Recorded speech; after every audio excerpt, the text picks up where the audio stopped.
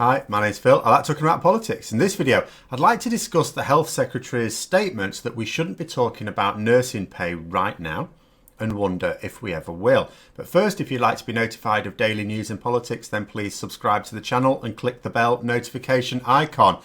So, a recurring theme over the past few weeks has been to note that it was only earlier this very year, 2020, which is only a few months old, that the government were describing nurses as unskilled workers when announcing their new definitions for their ill-conceived immigration plans. More recently, the government had to abandon this notion, whether long-term or short-term, we'll have to see. There has been much talk of the vital work done by supermarket staff, council workers, teachers, delivery drivers, police officers, and above all, NHS staff, many of whom have been described as unskilled workers. Investment bankers, hedge fund managers, in the government's definitions, these are not unskilled workers, but we haven't really seen much talk of their vital importance to us so far in the crisis. And what was it that caused the governments to label nurses as unskilled? Their pay. That was it. The Home Secretary, a minister who's been a bit invisible for the past week or two, people have noticed, did not consider the skills and training required for various jobs. She simply set a wage and described that anything under it was unskilled. So, if the government's estimation of skills is going to be based on pay, then surely nurses' wages should be increased forthwith. I mean, I would consider that perfectly logical. While we're at it, why did they vote to increase MPs' wages recently? Do they think they're more skilled now? And if you want to see what happened the last time that Parliament actually voted on nurses' pay, it's very recent. Take a look at the link below. It's Twitter, but it's got a video in there of the reaction when that proposal was defeated by the government and Conservative MPs cheered at the result. They cheered at the result that nurses were not going to get a pay rise. But no, Matt Hancock, the Health Secretary, says that now is not the time to discuss nursing pay. Well, if not now, then when? I mean, apparently we can organise a national campaign to clap for them every Thursday. Does it really take that much more time to ensure that they're being paid a decent wage for their services? After all, there would have been commissions into nurses' pay. Simply adopt their measures instead of voting them down again. Especially as their work has actually become more skilled. I don't think MPs' work has become more skilled. They're not even sitting at the moment. But nurses has definitely, because they are having to carry out their life-saving duties now without the requisite personal protective equipment. In many places at any rate, I'm not saying no nurses have access to this. Some of them have even been using bin bags to replace vital equipment denied to them by a government still trying to underfund the NHS and say that they're pumping billions into it.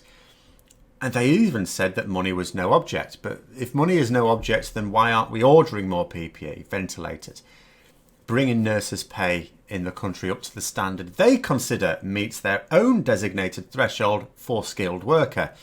And will people argue that the Health Secretary has more urgent things to be dealing with right now? I mean, we can deal with that later. He's got urgent things to do. What are those urgent things?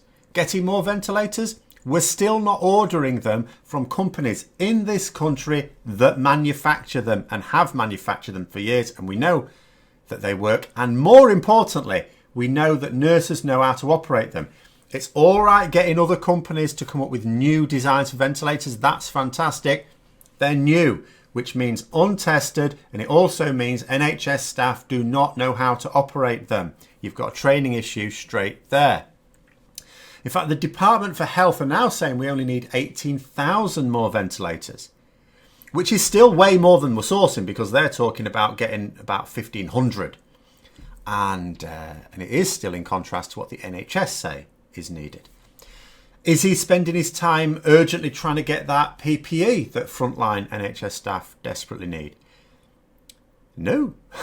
Even medics treating known sufferers of the virus still don't have that equipment.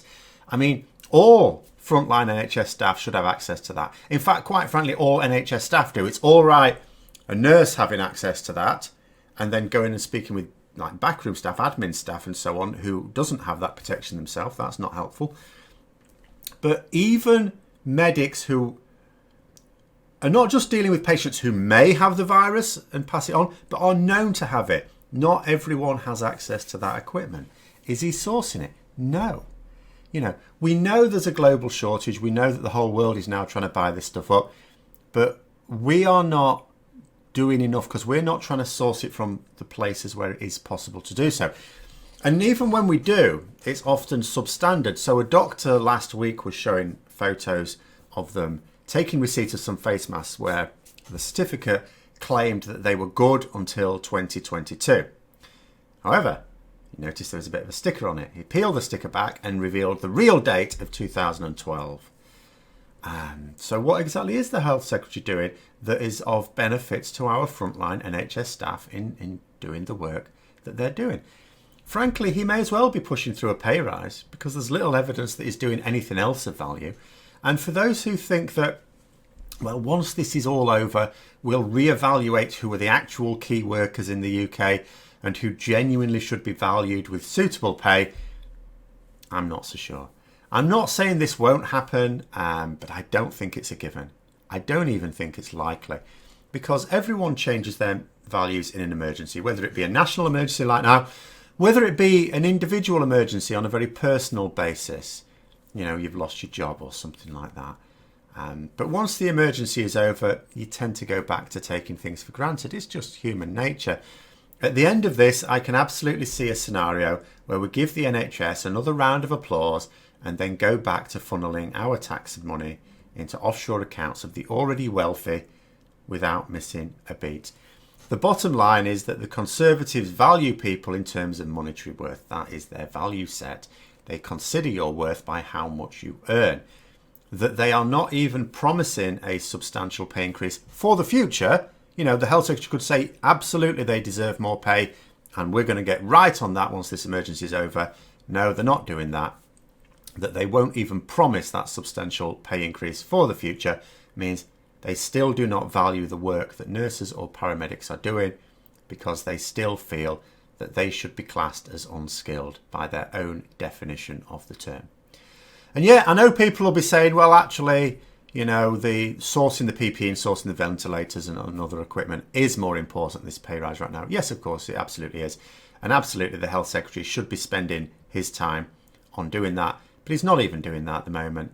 As I say, the least he could do is at least promise this pay rise for the future.